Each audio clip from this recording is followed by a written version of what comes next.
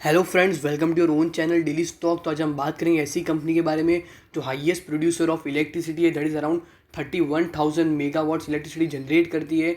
और according to Forbes इनने इनको 424th रैंक भी दिया हुआ है, that is public sector unit को इन द ईयर 2014।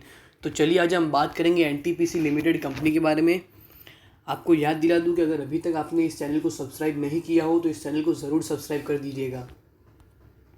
अभी जैसे कि मैंने आपको इस कंपनी के बारे में बोला, ये एक ऐसी कंपनी है जो इलेक्ट्रिसिटी जनरेट करती है और उसके थ्रू इलेक्ट्रिसिटी जनरेट करने के बाद बहुत सारे स्टेट को सप्लाई करती है लो भाव में, और उसके थ्रू अच्छा रेवेन्यू और प्रॉफिट भी जनरेट करती है।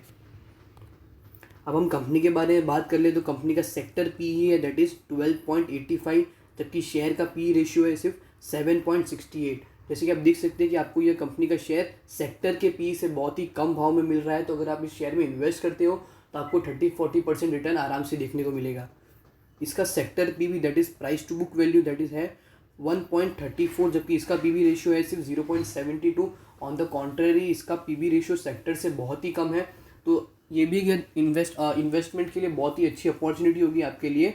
इसका सेक्टर डिविडेंड यील्ड है 3.86% और इसका डिविडेंड यील्ड है 3.49%। हालांकि यह थोड़ा सा कम है अपने सेक्टर के डिविडेंड यील्ड से, और ओवरऑल इसका सेक्टर डिविडेंड यील्ड और इसका डिविडेंड यील्ड बहुत ही अच्छा है। अगर आपको पी रेशियो और पीवी रेशियो का मतलब नहीं पता हो तो लिंक डिस्क्रिप्शन में दी गई है, उधर जाके आप पी रेशियो और पीवी रेशियो का मतलब देख सकते हैं। अभी हम इसके रेवेन्यू और प्रॉफिट के बारे में देख ले तो इसका रेवेन्यू और प्रॉफिट 2017 से लेकर 20 तक इंक्रीजिंग ट्रेंड में ही रहा है। जैसे कि हम देख सकते हैं कि 2019 में जो कि इसका रेवेन्यू था 1.03 लाख करोड़, जो कि इस साल बढ़कर हो चुका है 1.17 लाख करोड़, जो कि इस साल इंक्रीजिंग ट्रेंड है। इंक्रीजिंग मतलब बहुत ही इसका रेवेन्यू इंक्रीज हुआ है। जो कि इसका प्रॉफिट जो कि पिछले साल था 0.13 लाख करोड़, जो कि इस साल थोड़ा सा घटकर हो चुका है 0.11 lakh crore. It is all because of this pandemic situation. इसने भी बहुत सारे एक्सपेंस इंकर्ड किए, उसके थ्रू इसका प्रॉफिट थोड़ा डिक्लाइन हो चुका है। अभी आप जैसे कि जानते होंगे कोई भी कंपनी में अगर आपको इन्वेस्ट करना हो तो उसकी प्रमोटर होल्डिंग मोर देन 50% होनी चाहिए। तो यह शेयर का भी ऐसा ही है। यह कंपनी की प्रमोटर होल्डिंग है total 51.01%। That is also good indication for an investment purpose. अभी हम इसका रेवेन्यू स्टेटमेंट देख लेंगे। जैसे कि इसका सेल्स जो कि पिछले साल से हम कंपेयर करते हैं, जो कि इसका सेल्स था 97,742 लाख करोड़, जो कि इस साल बढ़कर हो चुका है 109,464 लाख करोड़। इसकी अदर इनकम जो कि इसकी इनकम सब्सिडरी से जो इसकी इनकम होती है वो पिछले साल इसकी हुई थी 1795 लाख करोड़, जो कि इस साल वो भी बढ़कर हो चुके हैं 2908 लाख करोड़। और इसकी टॉप लाइन दैट इज इसकी टोटल इनकम, इसका टोटल रेवेन्यू जो इसका हुआ था वो पिछले साल था इसका 97,537 लाख करोड़, जो कि इस साल इसका बढ़कर हो चुका है 1,12,372 लाख करोड़।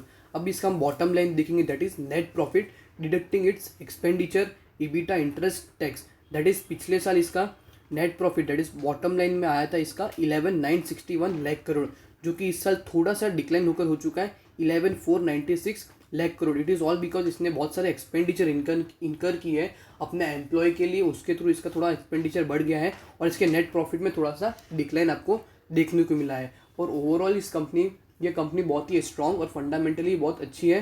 तो अब शेयर में इन्वेस्ट करते हो तो आपको ओवरऑल बहुत ही अच्छा रिटर्न देखने को मिलेगा।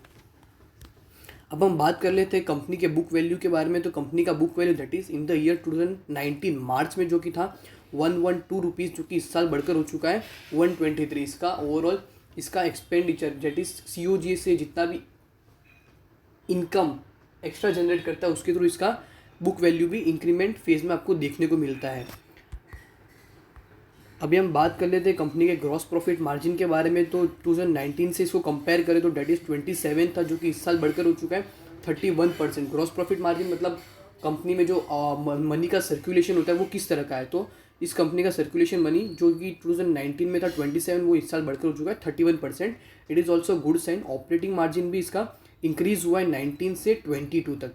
नेट प्रॉफिट मार्जिन इसका थोड़ा सा डिक्लाइन हुआ है, दैट इज़ इसका प्रॉफिट में आपको जैसे कि पता है कि थोड़ा सा प्रॉफिट में डिक्लाइन हुआ है, तो उसके थ्रू इसका 2019 में जो कि था 12%, जो कि इस साल थोड़ा सा घटकर हो चुका है 11%। अभी हम बात कर लेते हैं कंपनी के CAGR के बारे में, that is compound annual growth return. जैसे कि 2018 में जो कि था 9% CAGR, जो कि इस साल जो कि 2019 में घटकर हो चुका था 7, फिर से इंक्रीजिंग फेज में आते हुए 2020 में इसका CAGR बढ़कर हो चुका 8%। अब हम देख लेते हैं कंपनी का ईबीटा, that is earning before interest tax depreciation and amortisation. 2015 से लेकर 20 तक का आप जैसे कि ट्रेंड देख सकते हो ये चार्ट में कि ये इंक्रीजिंग फेज में ये कि अगर हम इसको कंपेयर करते हैं पिछले साल से, जो कि पिछले साल था इसका 24,643.62 लाख करोड़, जो कि इस साल बढ़कर हो चुका है 29,870 करोड़, जो कि इंक्रीमेंट फेज है। अगर इस तरह से कंपनी अपने प्रोजेक्ट्स और अपने इलेक्ट्रिसिटी जनरेशन बिजनेस को अगर बढ़ाती है तो इसका ईबीटा भी आपको इंक्रीजिंग फेज में ही देखने को मिलेगा। अभी हम बात कर लेते हैं कंपनी के इलेक्ट्रिसिटी जनरेशन के बारे में। तो इसका जो एनटीपीसी ग्रुप है जिसकी सब्सिडरीज है उसके through electricity all over India जितना भी इलेक्ट्रिसिटी जनरेट होता है उसके अंदर इसका 17% शेयर है ऑल ओवर इंडिया में, जो कि बहुत ही बड़ी बात है। अगर इसका शेयर देके इलेक्ट्रिसिटी जनरेट करके स्टेट्स को सप्लाई करना, उसमें पूरे भारतवर्ष में 100% में से 21% stake that is share, market share इस कंपनी का ही है। अभी हम देख लेते हैं एनटीपीसी ग्रुप और उसको कंपेयर करते हैं ऑल ओवर इंडिया के साथ कि वो इंक्रीजिंग ट्रेंड है या डिक्रीजिंग ट्रेंड है।